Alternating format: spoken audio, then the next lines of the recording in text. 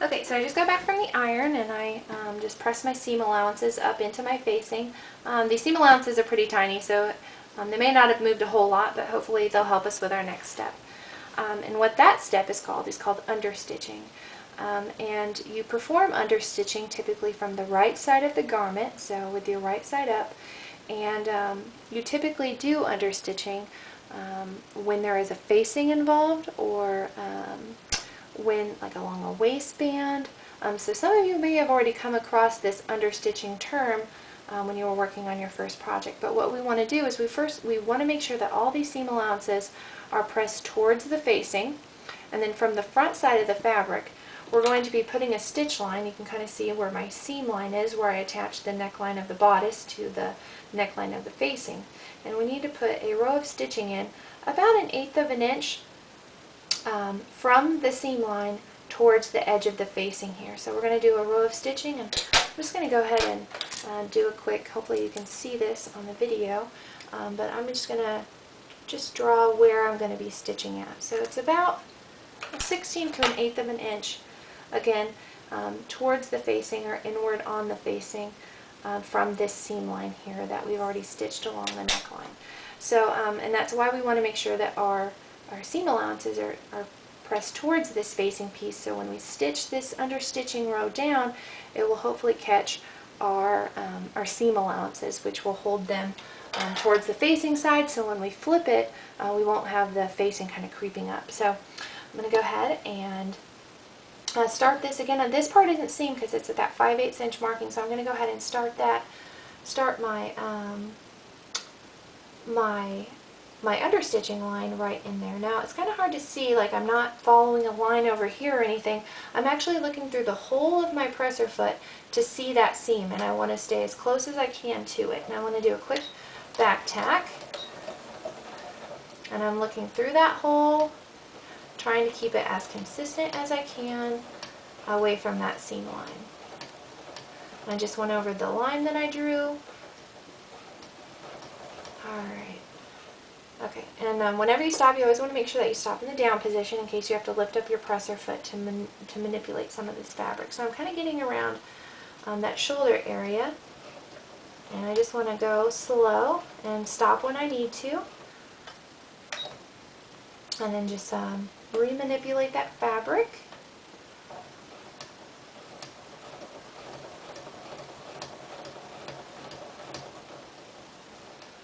Okay, and then just kind of keep working that around. And what I'm also doing is I'm looking underneath of this facing to make sure that my seam allowances are still pointed towards the facing.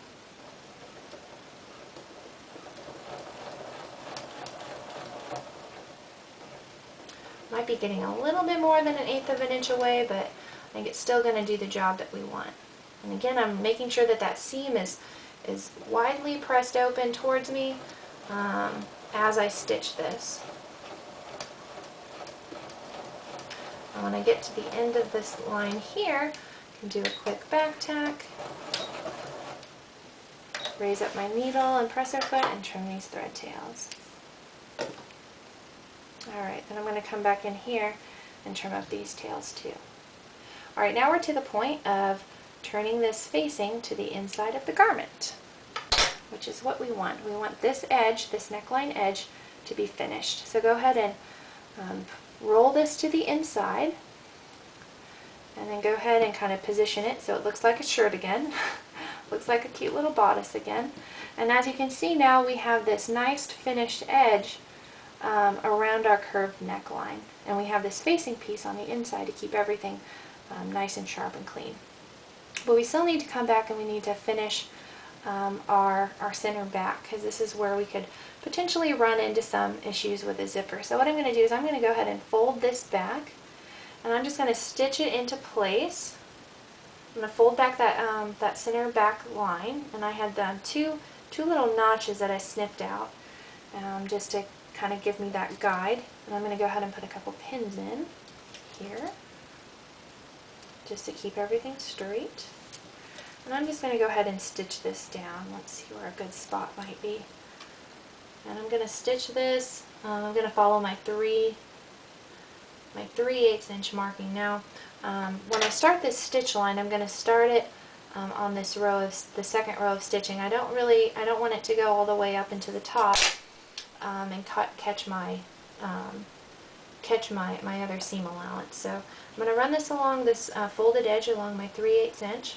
I'm going to go ahead and lower that needle in. I'm just going to do a quick back tack, not let it go too far, and keep that folded edge right along 3/8.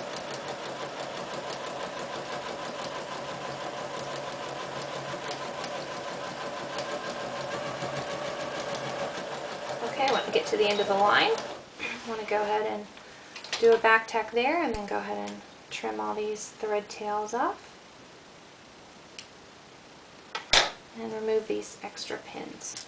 Okay, now when this is finished, our facing will be put to the inside, right? But we still have this other little facing piece here.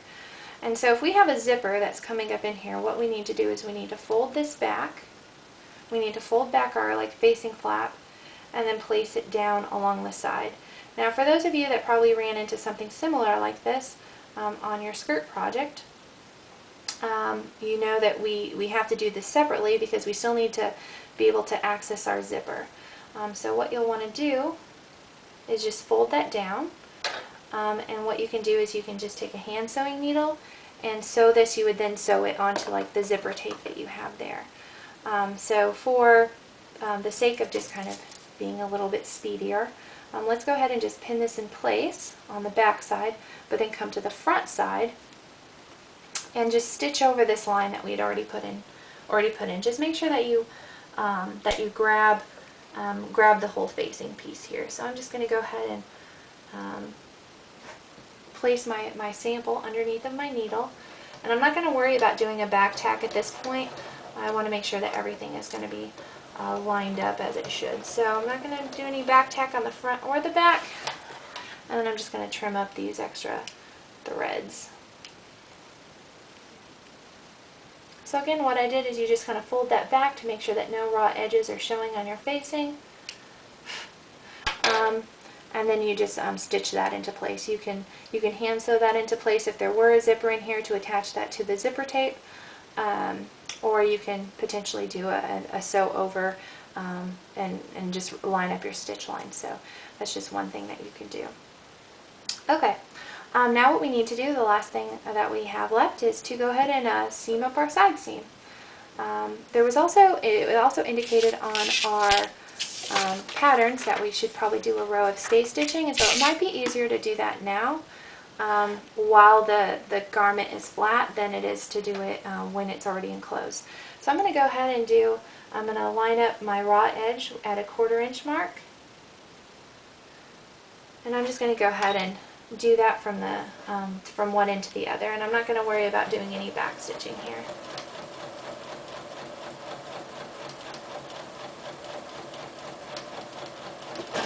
Oop. Petal got away from me a little bit. Okay, now when I'm approaching the shoulder seam here, now our facing is fairly long, so just make sure that this is flat, because this stay stitching might catch your facing piece. It just kind of depends on how long it is, so that's just something to be aware of. If it doesn't catch it, it's totally fine. If it does, it's fine too.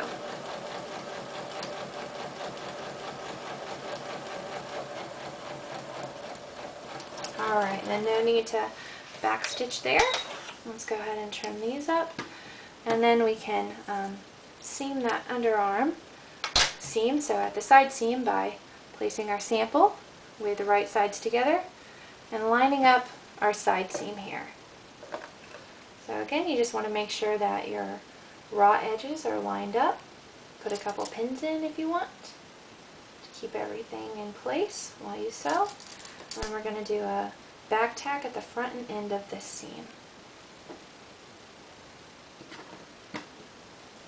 Okay, and again, we want to make sure, referencing our pattern again, we have a 5/8 inch seam allowance along our side seam. So I'm going to go ahead and make sure that my raw edge is lined up at 5/8 and do a back tack at the front and a back tack at the end of this stitch line. Okay, then raise up that needle and trim all your threads up. Oops, another needle, or another pin there. trim everything. And then what I'm going to do is I'm going to go over to the ironing board and just press this seam open, and the sample is done. When you've got that all good and pressed, just make sure that you label this as bodice with curved neckline and facing, and make sure that you label it and put it in your binder.